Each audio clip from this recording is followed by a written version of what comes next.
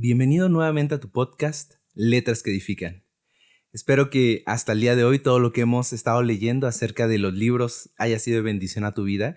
Y justo de eso se trata. Yo creo que en medio de una dinámica tan llena de compromisos como puede ser tu vida, pues siempre un audiolibro, siempre el poder escuchar algo que quieres que sea de edificación a tu vida, pues es genial, ¿no? Y ese es el objetivo de este podcast. Más adelante empezamos a hacer otras dinámicas, más adelante podremos conversar con otros autores, con personas que han escrito cosas de relevancia y vamos a dar continuidad con el libro que hemos estado leyendo que es Perfil de tres monarcas. Y no sé si te ocurre igual que a mí, pero cuando leo un libro me suele suceder varias cosas en la semana que me recuerdan lo que he leído y digo, Dios, gracias, porque creo que estoy preparado para vivirlo. Así que a veces son pruebas un poquito inmediatas, pero que son de bendición porque sabes lo que deberías estar pensando, sabes cómo deberías estar tratando esa situación. Así que, sin más, vamos a leer el capítulo 15. ¿Qué clase de hombre era Saúl? ¿Quién era este que se hizo enemigo de David? ¿El ungido de Dios, el libertador de Israel? Y sin embargo, se le recuerda principalmente por su insensatez. Olvide las críticas que usted haya oído o leído acerca de Saúl. Olvide su mala fama. Considere los hechos. Saúl fue uno de los más grandes personajes de la historia humana. Fue un muchacho de campo, un verdadero niño campesino. Era alto, bien parecido y muy simpático. Fue bautizado con el Espíritu Santo. También procedía de una familia distinguida, es decir, en su linaje hubo algunos de los grandes personajes históricos de toda la humanidad. Abraham, Israel y Moisés se contaban entre sus antepasados. Abraham había fundado una nación. Moisés la había librado de la esclavitud. Josué la había establecido en la tierra que Dios había prometido. Los jueces impidieron que se desintegrara hasta un caos total.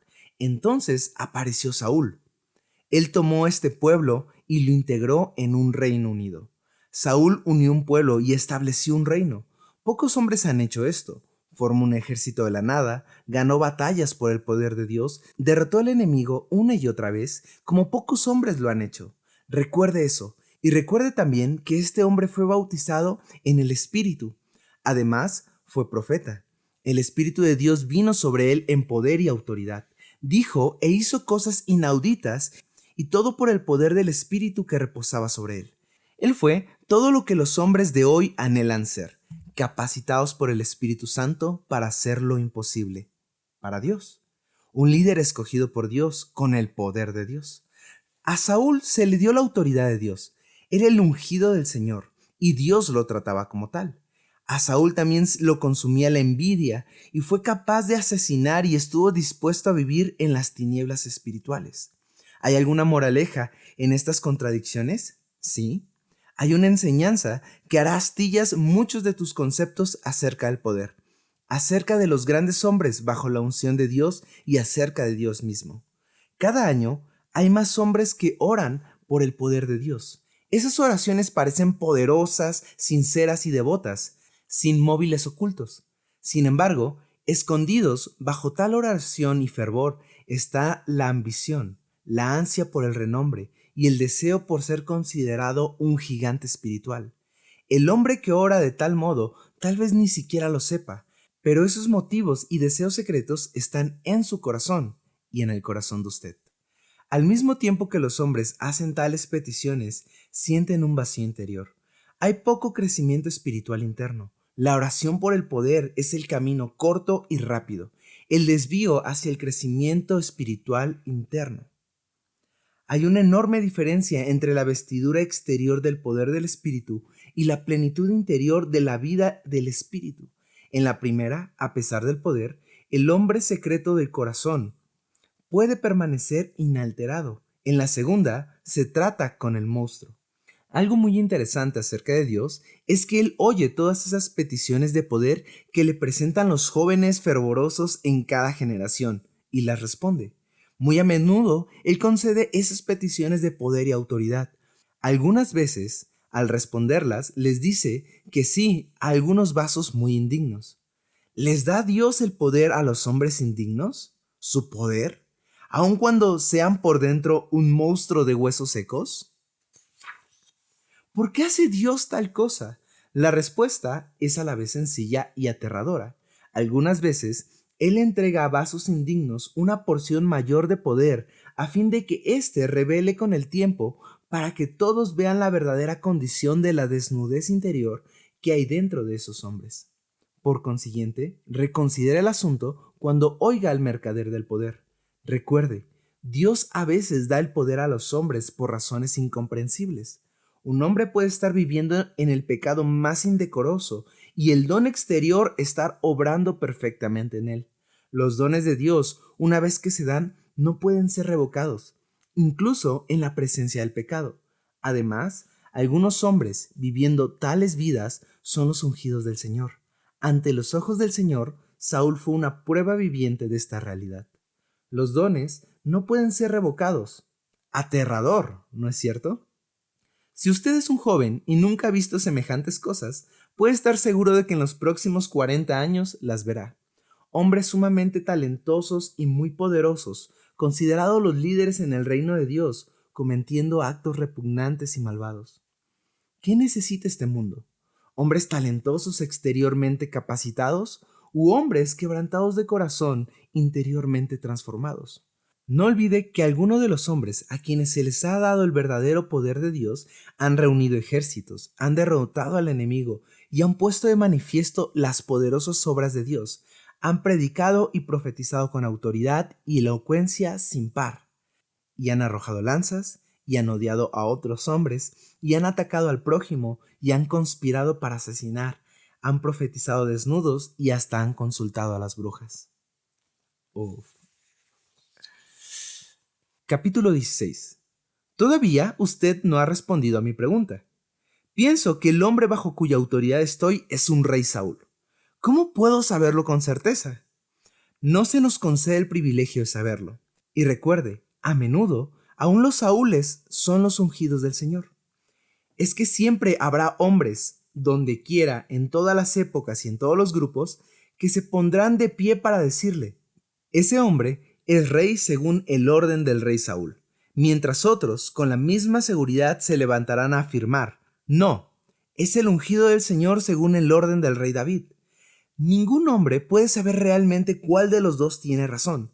Si usted se encuentra por casualidad en el balcón mirando a los dos hombres que se gritan mutuamente, podría preguntarse a cuál orden si alguno de ellos pertenece. Recuerde, su líder puede ser un David. Eso es imposible. ¿Lo es? La mayoría de nosotros sabe al menos de dos hombres del linaje de David que han sido condenados y crucificados por los hombres. Hombres que estaban absolutamente seguros de que los hombres a quienes ellos crucificaban no eran Davides. Y si usted no sabe de dos casos como estos, seguramente sabe de uno. Los hombres que persiguen a los Saúles que hay entre nosotros crucifican con frecuencia a los Davides. ¿Quién puede entonces saber quién es David y quién es Saúl? Solo Dios sabe. ¿Estará usted tan seguro de que su rey es un Saúl y no un David, hasta el punto de estar dispuesto a asumir la autoridad de Dios y hacerle la guerra a su Saúl?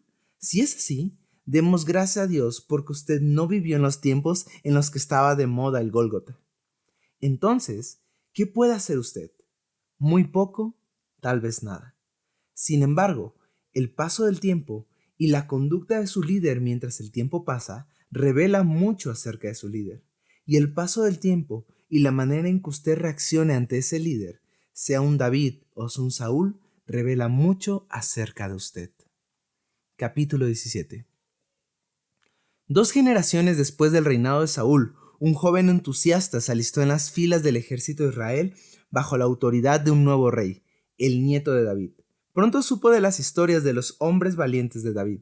Decidió investigar si aún vivía alguno de aquellos hombres, y si era así, iba a encontrarlo y conversar con él, aunque suponía que tal hombre tendría más de 100 años. Al fin descubrió que efectivamente aún vivía uno de aquellos hombres. Habiéndose enterado de su paradero, el joven se dio prisa en ir a su morada. Ansioso, si no indeciso, tocó la puerta. Lentamente se abrió esta. Allí estaba de pie un hombre gigantesco de cabello gris. No, completamente blanco, y más arrugado de lo que esperaba. Señor, ¿es usted uno de los valientes de David de antaño, uno de estos hombres de quienes tanto hemos oído? El anciano examinó el rostro, el aspecto y el uniforme de aquel joven durante largo rato. Luego, con voz vestuosa pero firme, le respondió sin quitar del rostro del joven su mirada penetrante. Si preguntas si soy un antiguo ladrón y morador de las cavernas, y uno que siguió a un fugitivo sumamente emotivo y sollozantes, entonces sí, yo era uno de los valientes de David. Enderezó sus hombros mientras pronunciaba las últimas palabras, que terminó con una sonrisa ahogada. Ciertamente, usted hace que el gran rey parezca un hombre débil.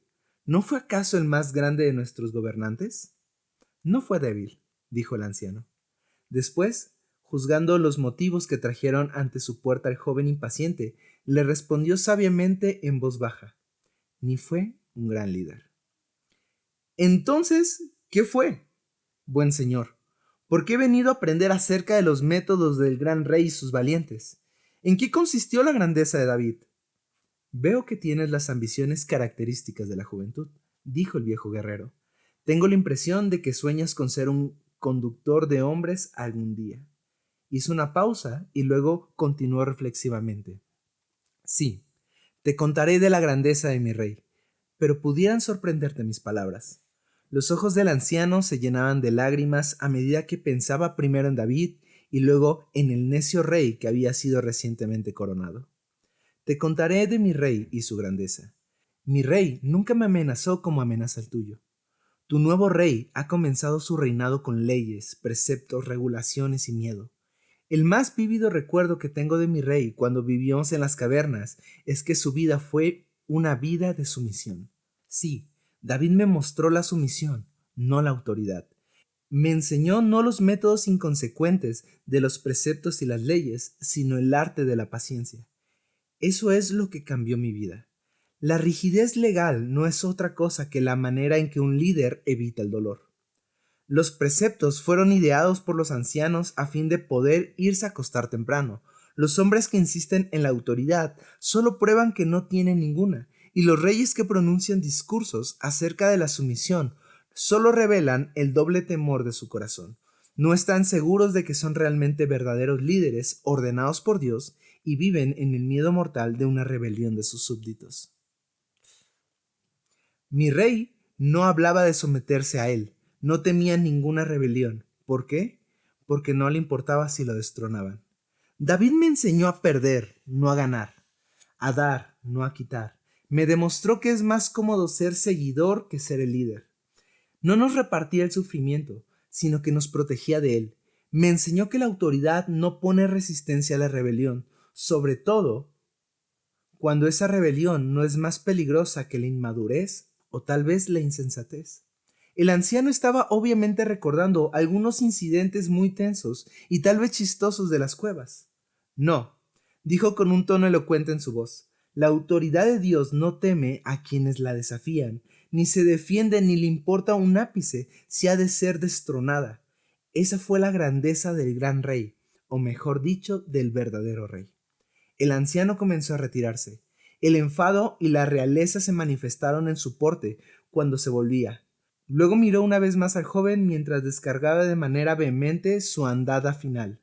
En lo que respecta a la autoridad que David tenía, los hombres que no la tienen hablan de ella todo el tiempo. Sométanse y sométanse es todo lo que saben decir. David tenía autoridad, pero no creo que eso le viniera a la mente alguna vez.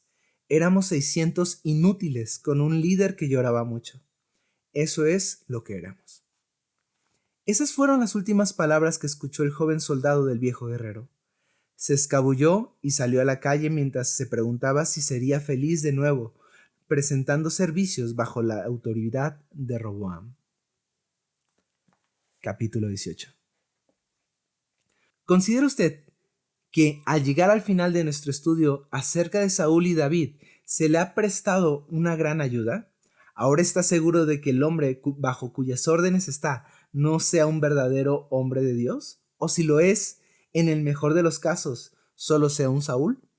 Dios mío, ¿Cuán seguros podemos estar los mortales acerca de lo que incluso ni los ángeles pueden saber? Permítame preguntarle entonces en cuanto a lo que se propone hacer con ese conocimiento recién adquirido. Sí, estoy enterado de que usted mismo no es ni un Saúl ni un David, sino un labriego del reino. Sin embargo, ¿se propone usted compartir sus nuevos descubrimientos con sus amigos? Comprendo. Tal vez, entonces debo advertirle que con este nuevo y embriagador conocimiento suyo hay un peligro intrínseco. Puede tener lugar un cambio extraño dentro de su corazón. Es que eso es posible. Pero espere, ¿qué es lo que veo allí? ¿Allí? ¿En aquella remota niebla que hay detrás de usted? Vuélvase. ¿La ve? ¿Quién es esa figura fantasmal que camina en medio de la bruma? Parece que, sin duda, la he visto anteriormente. Observe atentamente. ¿No es posible que descifremos lo que hace? Parece que se inclina sobre su antiguo cofre. Sí, lo ha abierto. ¿Quién es él y qué hace? ¿Ha sacado algo del cofre? ¿Es un manto? ¿Una especie de capa? Pues se le está poniendo. Le queda perfectamente bien y cae sobre sus hombros como un manto. ¿Y ahora qué? ¿Mete otra vez la mano en aquel cofre?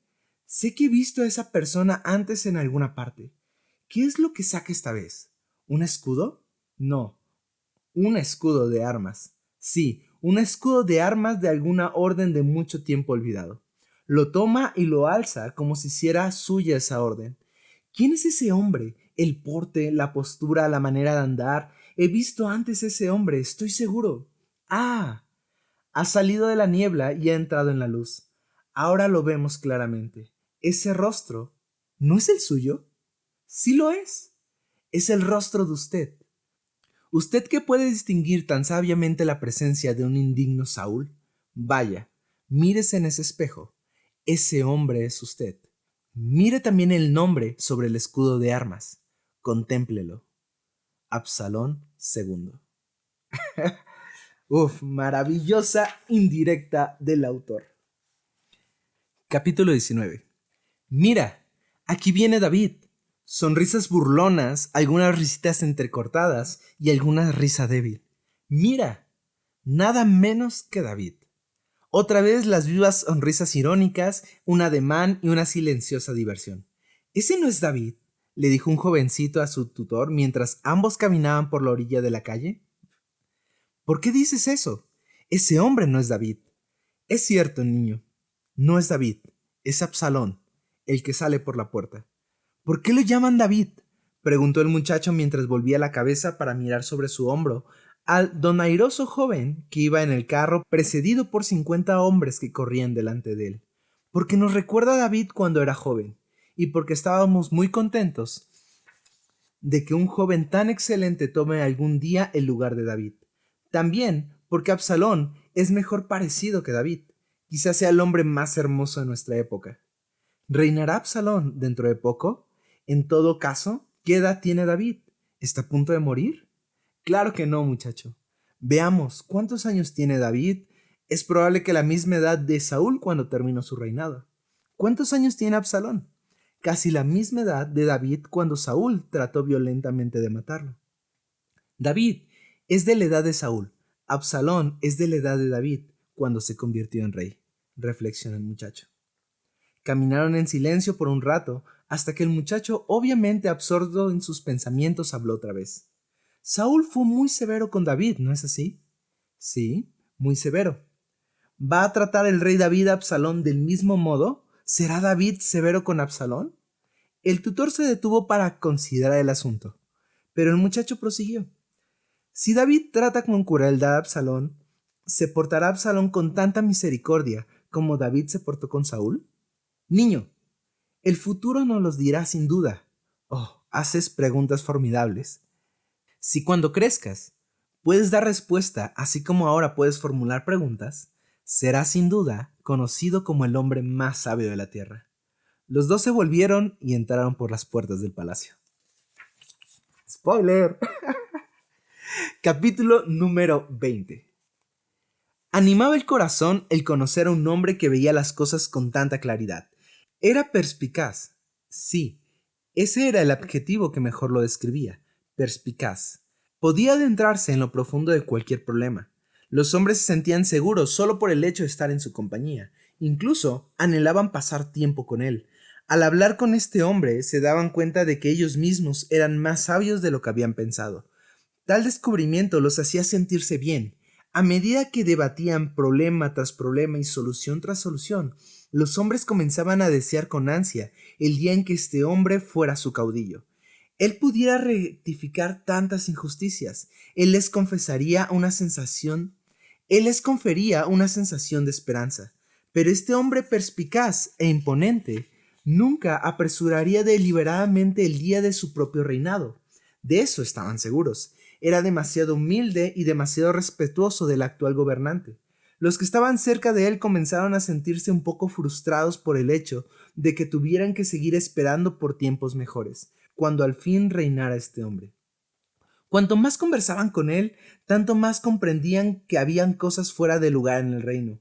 Sí, cosas incorrectas en las que nunca habían pensado, y problemas. Sí, salían a la luz problemas en los que ni siquiera habían soñado nunca. En realidad, crecían en sabiduría y perspicacia. A medida que pasaban los días, venían más y más personas a escuchar. Las noticias se difundían calmadamente. En este lugar hay alguien que comprende los problemas y tiene soluciones para ellos. Venían los frustrados, escuchaban, hacían preguntas, recibían respuestas excelentes y comenzaban a abrigar esperanzas. Aprobaban sus juicios, nacían los sueños. A medida que el tiempo transcurría, tales reuniones aumentaban, las ideas se convertían en historias, relatos de injusticias que otros pudieran considerar insignificantes, pero no este oyente. Él era compasivo y a medida que hablaba, los que lo rodeaban parecían aumentar en número y en gravedad las injusticias descubiertas. Con cada nueva historia, los hombres se conmovían más ante la injusticia que ahora parecía estar desenfrenada. Pero el hombre sabio se sentaba sosegadamente y no añadía ni una palabra a estas murmuraciones. Es que era demasiado magnánimo. Siempre clausuraba las conversaciones vespertinas con una humilde palabra de condescendencia hacia los que tenían responsabilidad de gobernar. No obstante, que este hombre se pudiera sentar tranquilamente para siempre era pedir demasiado. Este interminable desfile de injusticias estaba destinado a agitar aún al más respetable de los hombres. Hasta el más puro de corazón se enojaría, y este hombre era sin duda el más puro de corazón de todo el reino.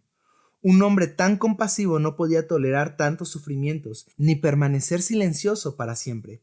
Tan magnánimo personaje algún día tenía que dar su opinión.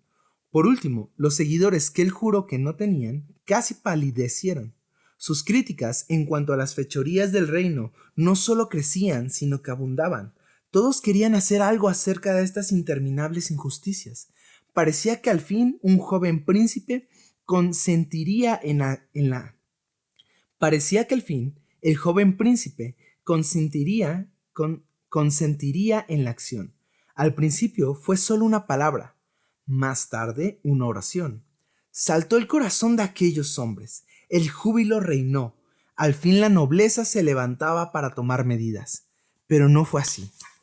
Él les advirtió que no tomaran sus palabras en el sentido equivocado. Sí, lamentaba aquella situación, pero no podía hablar en contra de los que gobernaban. No, absolutamente no. No importaba cuán grandes y justificados fueran los motivos para quejarse, él no hablaría contra el rey. Sin embargo, se lamentaban más y más. Era obvio que algunas informaciones lo llevaban al paroxismo. Por último, se manifestó su justa cólera, convertida en controlado y sereno mensaje de fuerza. Estas cosas no deben suceder. Luego se puso de pie, con los ojos llameantes. Si yo fuera el gobernador, esto es lo que haría. Y con esas palabras empezó a arder la rebelión. Es decir, empezó a arder en todos, menos en uno. No fue así en el más noble y puro de los hombres presentes. La rebelión había estado durante años en su corazón. Capítulo 21. ¿Sabio? Sí, sabio. ¿Pudiera concederme unos minutos más? Por supuesto, tengo muchísimo tiempo. ¿Acaba de venir de una reunión de casa Absalón? Sí, así es. ¿Le molestaría compartir conmigo alguna de sus impresiones mientras estuvo allí? ¿Usted quiere decir una impresión general de Absalón y de sus partidarios? Sí, eso me sería suficiente. Bueno, he conocido muchos hombres como Absalón, muchísimos. Entonces, ¿cómo es él? Es sincero y ambicioso. Tal vez sea una contradicción, no obstante, esa es la verdad. Es probable que se proponga hacer lo que dice, pero su ambición perdurará mucho tiempo después que descubra su ineptitud para cumplir lo que promete. Cuando se llega al poder, corregir la injusticia se vuelve secundario. Lo siento, sabio, pero no entiendo. Hay dos cosas que persisten en mi mente. En una reunión, mientras Absalón hacían preguntas, fue muy categórico en afirmar que debe haber más libertad en el reino. A todo el mundo le gustó eso. Él dijo que un pueblo tiene que ser guiado únicamente por Dios y no por los hombres. Los hombres solo deben hacer lo que ellos piensan que Dios quiere que hagan. Creo que esas fueron sus palabras. En otra reunión habló de las excelentes perspectivas que tiene para el reino de Dios, de las grandiosas hazañas que puede realizar el pueblo. Por otra parte, habló de muchos de los cambios que él haría en cuanto a la manera de gobernar el reino. Aunque él parecía no advertirlo, había anunciado dos proposiciones incompatibles: muchos cambios y más libertad. Sí, en efecto, él me recuerda a muchos hombres con quienes he tropezado a lo largo de los años. Sabio, creo que no entiendo lo que ha dicho, pero no estoy seguro de cuál es el asunto que usted quiere destacar. Los sueños de Absalón, sueños de lo que debe ser, de lo que será. Él dice, esto es lo que haré, pero para realizar esos sueños necesita la cooperación del pueblo. Este es el asunto que los hombres pasan por alto.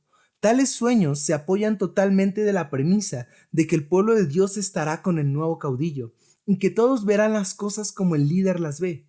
Tales hombres no pueden imaginar los problemas en su reino futuro. Es posible que el pueblo lo siga y es posible que no. El pueblo de Dios, continuó el sabio, seguirá un líder a lo sumo por algunos días. Nunca está mucho tiempo con ninguno. Por lo general, la gente hace lo que le place. Se le puede disuadir para que no haga por algún tiempo la voluntad de otro, pero no por mucho tiempo. La gente no trabajará demasiado duro, aun cuando esté siguiendo a Dios. ¿Qué hará Absalón cuando el pueblo deje de seguirlo voluntariamente? Ahí está el problema. Es que no hay reino sin discordias. Hasta Dios tuvo sus críticos en el cielo. Todos los reinos siguen una trayectoria irregular, y la gente, sobre todo el pueblo de Dios, nunca sigue ningún sueño a la misma vez. No, tomará tiempo el realizar lo que él dijo esta noche. No todos estarán dispuestos a acompañarlo. ¿Estará aún así decidido a convertir en realidad sus sueños? Si es así, entonces Absalón tiene al menos un recurso: la dictadura. O recurra a ella, o verá pocos, si es que alguno, de sus grandes sueños realizados. Si se convierte en dictador, puedo asegurar que en un futuro no muy lejano habrá exactamente el mismo descontento que hay ahora con el rey actual. Sí, si Absalón llega a ser rey, poco después usted verá nuevas reuniones como de la que acabo de llegar esta noche, solo que con nuevos rostros, nuevos sueños, nuevos planes para una nueva rebelión. Esta vez contra Absalón. Entonces, cuando Absalón se entere de semejantes reuniones y de debates acerca de la rebelión, tendrá solo un recurso. ¿Sabio? ¿Qué opina que hará él? Los rebeldes que llegan al poder mediante la rebelión son intolerantes con los demás rebeldes y sus rebeliones. Cuando Absalón se enfrente con la rebelión, se convertirá en un tirano. Su perversidad será 10 veces la que ahora se le atribuye a tu rey, y aplastará la rebelión y gobernará con mano de hierro, y mediante el terror eliminará toda oposición. Esta es siempre la última etapa de las rebeliones altisonantes. Tal será el rumbo de Absalón si destrona a David. Pero sabio, ¿no han sido beneficiosas algunas de las rebeliones al derrocar a déspotas brutales? ¿O sí? Algunas. Pero le recuerdo que este reino en particular es diferente a todos los demás. Este reino está formado por el pueblo de Dios. Es un reino espiritual. Y puedo decirle enfáticamente que ninguna rebelión en el reino de Dios es atinada, ni puede ser nunca plenamente bendecida. Sabio, ¿por qué dice tal cosa? Por muchas razones. Una es evidente. En el reino espiritual, un hombre que esté a la cabeza de una rebelión ya ha demostrado, no importa cuán grandiosos sean sus discursos ni cuán angelicales sean sus métodos, que tiene una naturaleza inclinada a la crítica, un carácter sin principios y motivos ocultos en su corazón. Francamente, es un ladrón. Crea la tensión y el descontento dentro del reino, y luego toma el poder y lo socava con sus seguidores. Une a los partidarios que consigue para establecer su propio dominio. Es un comienzo lamentable, basado en el fundamento de la insurrección. No, Dios nunca aprueba la división de su reino. Me resulta chistoso, prosiguió el sabio, que los hombres que se sienten competentes para dividir el reino de Dios no se sientan capaces de irse a alguna otra parte, a otra tierra, para erigir un reino completamente nuevo. No, ellos tienen que robar el reino de otro líder. No he visto la excepción. Siempre parecen necesitar al menos algunos partidarios previamente moldeados a su gusto. Comenzar solo y con las manos vacías asusta al mejor de los hombres. Eso también indica claramente lo seguro que están de que Dios está con ellos. Cada una de sus palabras, si verdaderamente se analizan, hablan de su inseguridad. Hay muchas tierras intactas y sin dueño. Hay mucha gente en otros sitios que esperan para seguir a un verdadero rey, a un verdadero hombre de Dios. Repito. Y hay quienes dicen que repito lo mismo con frecuencia.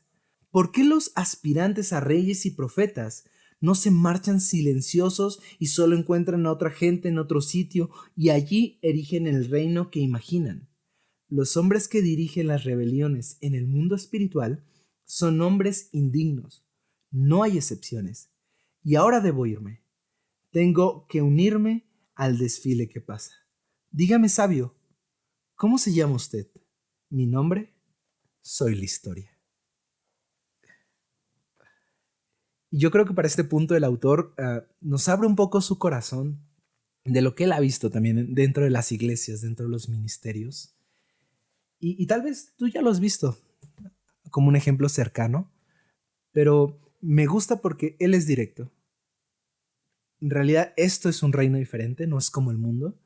Y Dios confronta nuestro corazón rebelde y nos dice, esta no es la manera. Yo creo que ese es el objetivo de Perfil de Tres Monarcas. Descubrir en nosotros ese perfil de un rey Saúl, ese perfil de un rey Absalón, y confrontarnos y decir, puedes elegir ser cualquiera de los tres, un Saúl, un David o un Absalón, pero solamente uno de ellos es conforme al corazón de Dios. Así que espero que me acompañes en el próximo episodio de tu podcast Letras que Edifican, donde leeremos los últimos capítulos de este libro, y mi anhelo es que todo lo que estamos leyendo impacte tu corazón y te lleve a crecer espiritualmente, y este tema de la rebelión, de liderazgo, es necesario, y más para esta generación como iglesia. Así que nos vemos pronto. Gracias por escuchar tu podcast. Dios te bendiga.